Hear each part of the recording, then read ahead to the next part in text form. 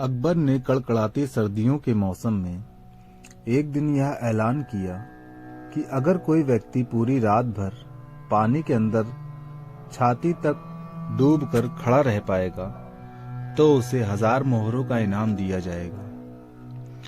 इस चुनौती को पार करना काफी कठिन था, पर फिर भी एक गरीब ब्राह्मण अपनी बेटी के विवाह के लिए धन जोड़ने की खातिर तैयार हो गया। जैसे तैसे करके उसने कांपते ठिठुरते रात निकाल ली और सुबह बादशाह अकबर से अपना अर्जित इनाम मांगा। अकबर ने पूछा कि तुम इतनी सर्द रात में पानी के अंदर कैसे खड़े रह पाए। ब्राह्मण ने कहा कि मैं दूर आपके किले के झरोखों पर जल रहे दिए का चिंतन कर करके खड़ा रहा और यह सोचता रहा कि वह दिया मेरे पास ही है। इस तरह रात बीत गई। अकबर ने यह सुनकर तुरंत इनाम देने से मना कर दिया और यह तर्क दिया कि उसी दिए की गर्मी से तुम पानी में रात भर खड़े रह सके, इसलिए तुम इनाम के हकदार नहीं। ब्राह्मण रोता हुआ उदास होकर चला गया। बीरबल जानता था कि ब्राह्मण के साथ यह अन्याय हुआ है। उसने ब्राह्मण का हक दिलवाने का निश्चय कर लिया। अगले दिन अकबर और बीरबल वन में शिकार खेलने चले गए। दोपहर में बीरबल ने तिपाई लगाई और आग जलाकर खिचड़ी पकाने लगा। अकबर सामने बैठे थे।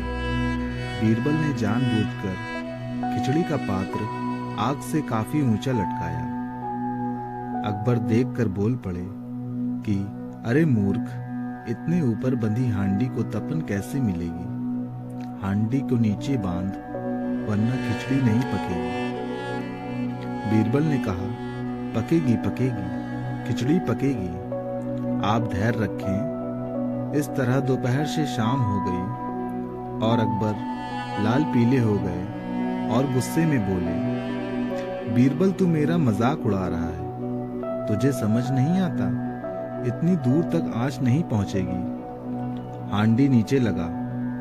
तब बीरबल ने कहा कि अगर इतनी सी दूरी से अग्नि खिचड़ी नहीं पका सकती तो उस ब्राह्मण को आपके किले के झरोखे पर जल रहे दिए से ऊर्जा कैसे प्राप्त हुई? यह सुनकर अकबर फौरन अपनी गलती समझ जाते हैं और अगले दिन गरीब ब्राह्मण को बुलाकर उसे 1000 मोहरे दे देते हैं और भरे दरबार में गलती बताने के बीरबल के इस तरीके की प्रशंसा करते हैं। तो दोस्तों, हमें इससे यह सीख मिलती है कि कभी किसी के साथ अन्याय नहीं करना चाहिए।